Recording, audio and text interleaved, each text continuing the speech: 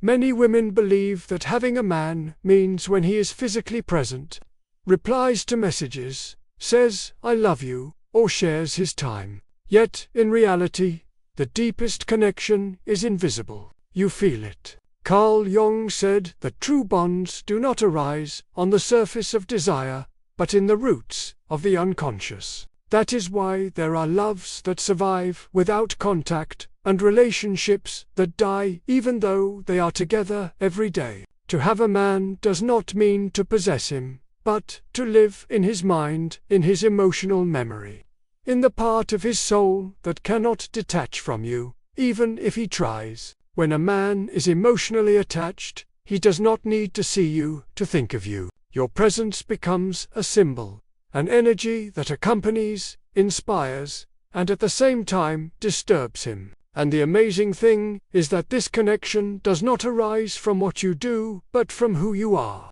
When you stop seeking his validation, the moment a woman stops wanting to please, her energy changes. She no longer emits neediness, but begins to radiate authenticity. On a psychological level, this awakens in the man an ancient impulse for connection. He no longer sees just a woman, but a mirror of what his soul seeks to understand. Jung explained it masterfully. Love does not happen between two personalities, but between two unconscious minds that recognize each other. When a woman reaches this silent resonance, she becomes unforgettable, not because of her appearance or words, but because she has touched a part of him that he did not even know existed.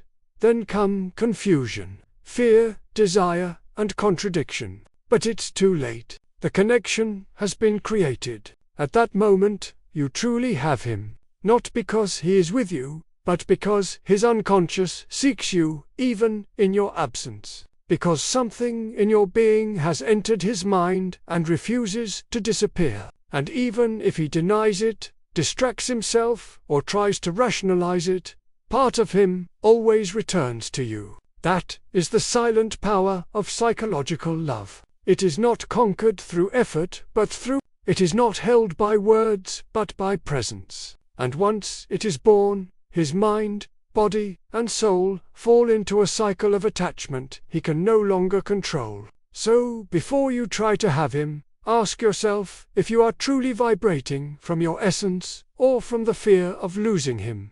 Because, when you live from your center, there is nothing to prove. You naturally attract him, and have him without needing to possess him. You do not have him when he is with you, but when his soul cannot forget you. Part 2. The Maloon Conscious and his point of surrender. A man does not fall in love when he decides to. He falls in love when something inside him gives up without understanding why. Jung called this process the activation of the anima. The moment when the feminine energy within a man awakens, triggered by contact with a woman who reflects what his soul seeks. This moment does not happen with everyone. It happens with the woman who effortlessly makes him feel seen but not pressured, understood but not controlled. When the Mali unconscious is activated, the man experiences a confusing mix of emotions: attraction, fear, vulnerability, and the desire to protect. It is no longer just about physical attraction. Something inside him pushes him to approach her, even when his mind tells him he shouldn't. He begins to think of her, for no apparent reason, remembers her in random moments, feels her presence even at a distance. That is the first sign of unconscious surrender. When she becomes a constant thought without having done anything to cause it, Jung said that every man carries within him an inner feminine archetype, the anima, which symbolizes sensitivity, intuition, and emotional connection. When a woman embodies this symbol, even unconsciously, the man feels she completes him, not because he lacks something, but because she activates a part of him he has long suppressed. That is where his inner conflict begins. His ego, accustomed to control, resists. Yet his soul surrenders. And the more he fights this feeling, the stronger the connection becomes, because the unconscious knows no strategies, only resonance. When a woman touches his emotional center, the rational mind loses its power. The fascinating thing is this process has nothing to do with words or romantic gestures. Surrender often happens in silence, in a long look, a calm gesture, a peaceful presence that demands nothing. At that moment, the man feels something different, something that confuses him but irresistibly attracts him. And even if he pretends indifference, his body betrays him. His pupils dilate, his breathing changes, his tone softens. These are physiological reflexes of the unconscious. Its way of saying, I recognize her. She is the mirror that awakens my soul.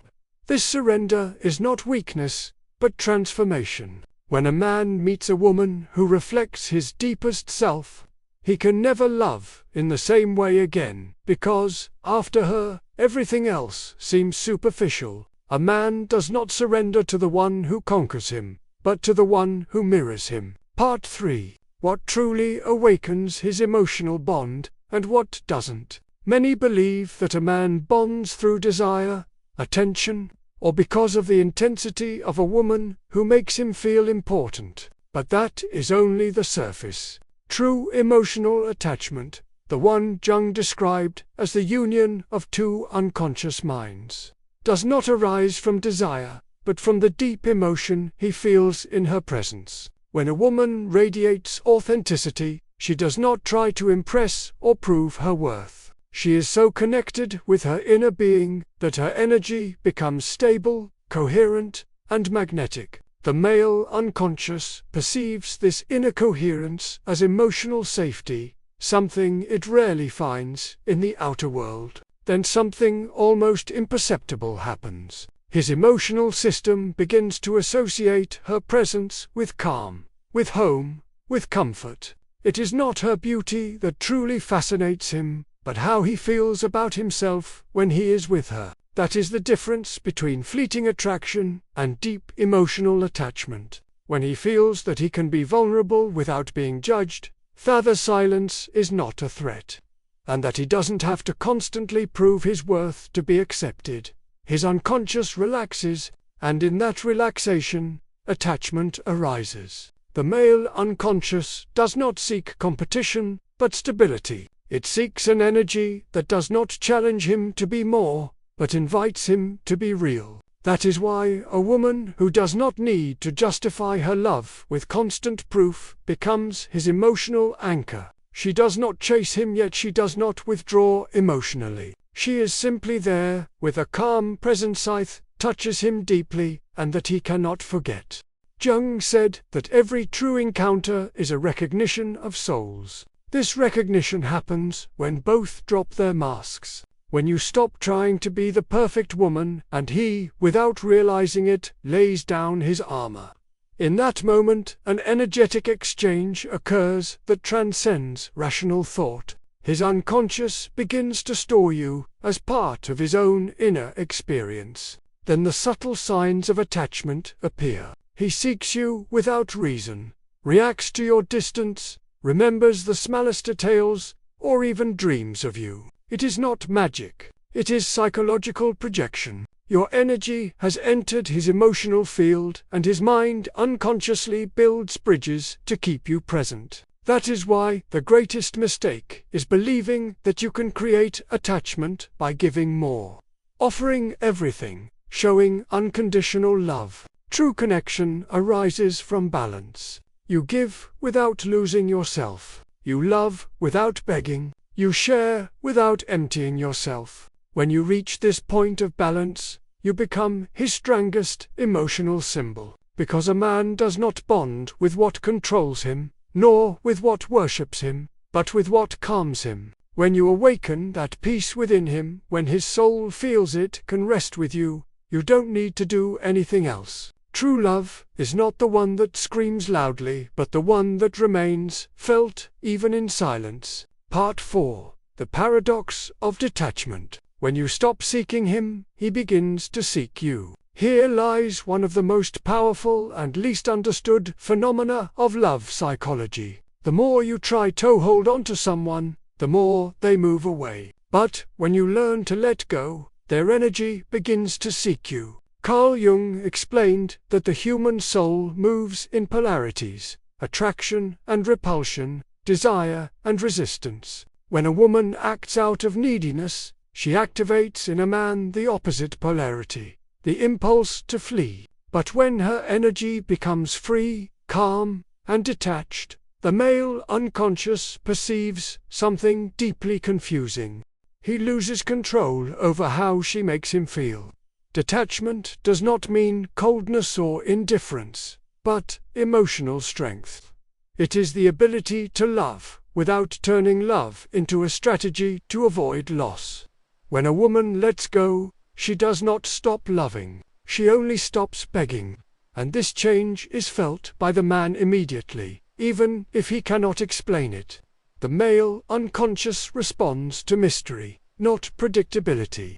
When he knows you are always available, his mind relaxes and loses interest. But when he senses that you are not always there, that your life does not revolve around him, an emotional tension arises that drives him to seek you. This is not manipulation. It is the psychic nature of desire. Jung said, "Only when something becomes unreachable does the soul begin to truly desire it. When you withdraw calmly, without resentment, without explanations, you create an emotional void. And that very void becomes the mirror of his own longing. Suddenly he begins to wonder, what is she doing? Why doesn't she reach out? Maybe she doesn't need me anymore." These questions are not rational. They're the result of his unconscious trying to restore the energetic connection that has been loosened. The irony is in this silence he feels you the most. Your absence weighs heavier than your constant presence, because he can no longer be sure you are waiting for him. That awakens in him a primal emotional reaction, the urge to reconnect. His mind seeks explanations, but his body and soul know only one thing: he misses you. Emotional detachment has a high frequency. When you are at peace with yourself, not out of pride, but out of self-love, you radiate an energy that neither asks nor demands. This energy is magnetic. The man perceives it as emotional elegance, as quiet strength, and his unconscious feels drawn to it without knowing why. When you stop looking for him, he begins to look for you. When you stop showing him that you need him, he begins to need you. And when you stop trying to conquer him, his soul begins to fear losing you. Detachment does not remove, it restores balance. It gives the connection back its natural power, the energetic balance that was lost when one side gave more than the other. When you reach this balance, he not only returns, he sees you with new eyes, no longer as someone waiting for him, but as someone who inspires him. When you learn to let go, you stop being an option and become his destiny. Part 5. The signs that you already have him emotionally. There is a moment when everything changes, not because he says it, but because his behavior begins to speak for him. Carl Jung explained that the male unconscious often reveals feelings long before the mind comprehends them. When a man is emotionally connected to you, his body, his habits, and his gaze betray him. The first sign is contradiction. He says he wants nothing serious, yet he constantly seeks you out. He claims he is not ready for a relationship, yet cannot bear the thought of losing you. This contradiction is typical of unconscious attachment. His ego tries to stay in control, but his soul has long since surrendered. He is not confused. He is in love and afraid. The second sign is his involuntary attention. He remembers the smallest details. Something you said, a date, a song, one of your sentences. This shows that you have already become part of his emotional reference points. You are no longer a woman. You are a constant presence within him. Even when he tries to distract himself with work or other people, everything leads him back to you. Your energy has become his emotional anchor. The third sign is his need for contact, even without reason.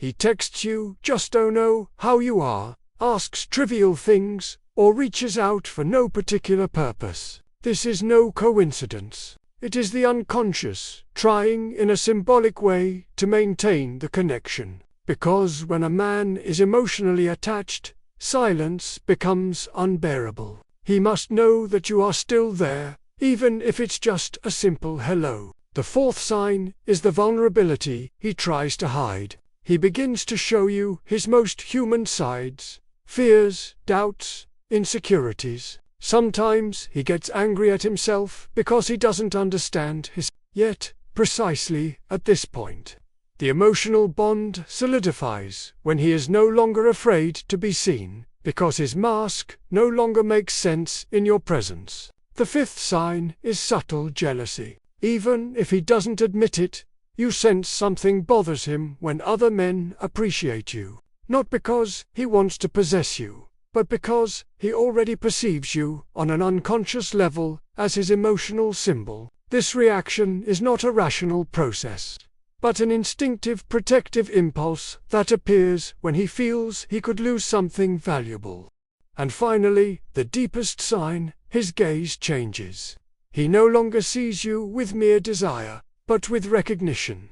This silent look that lingers a moment longer is the language of the soul that says, "You are already within me." At that moment, you are no longer an experience, but a mirror. His unconscious has woven you into his emotional story. Even if he denies it, a part of him already belongs to you. This does not mean that he is ready to admit it or commit. Often a man needs time to accept the depth of his feelings.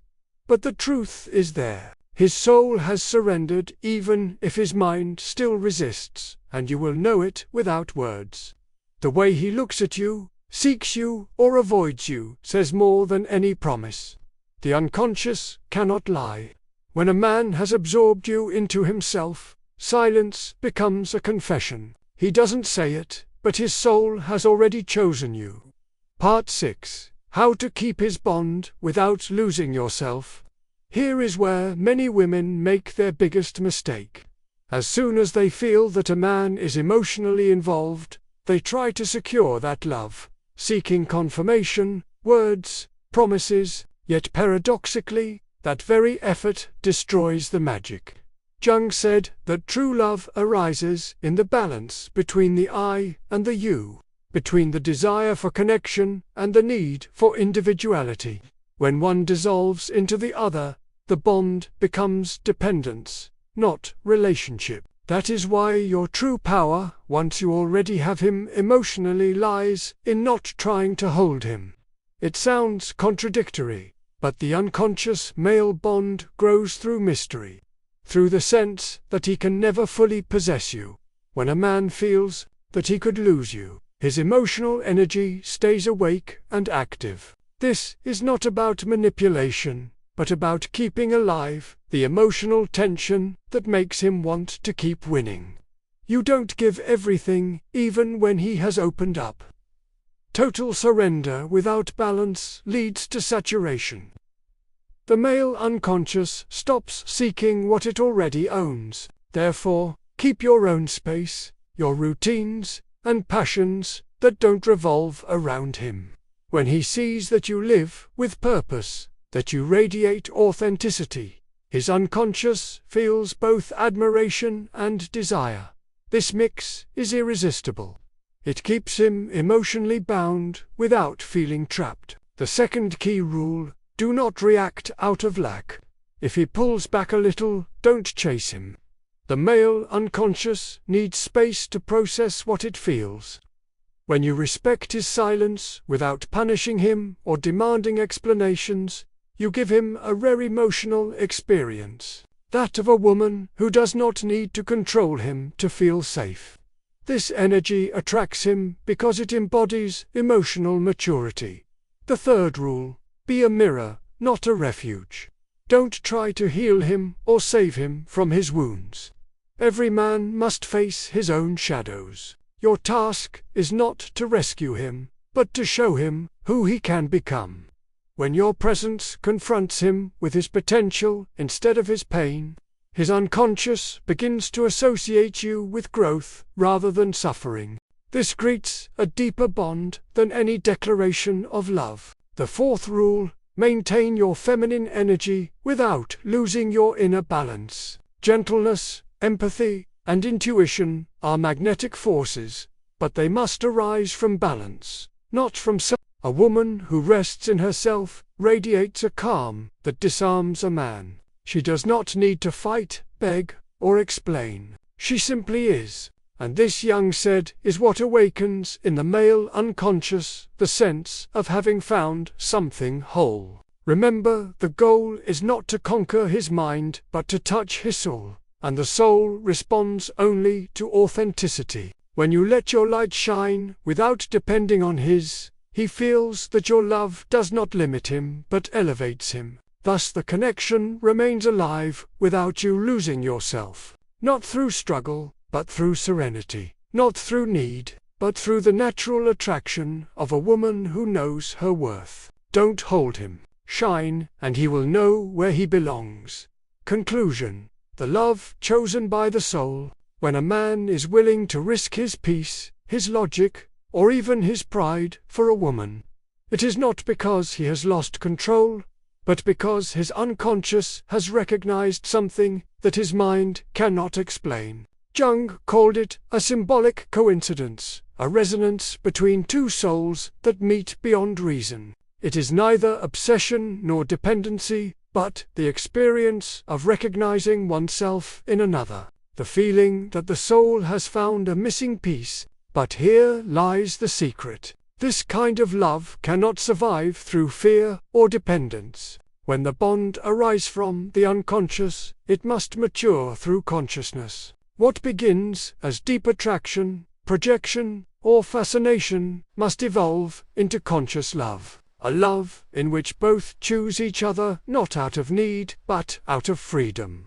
The woman who inspires this love is neither the one who gives herself up completely, nor the one who hides behind masks. She is the one who has learned to know herself, to integrate her own shadow, and to love without losing her individuality. Jung said that the deepest relationship is not between two finished people, but between two beings who help each other become whole. That is the essence of love that transcends desire.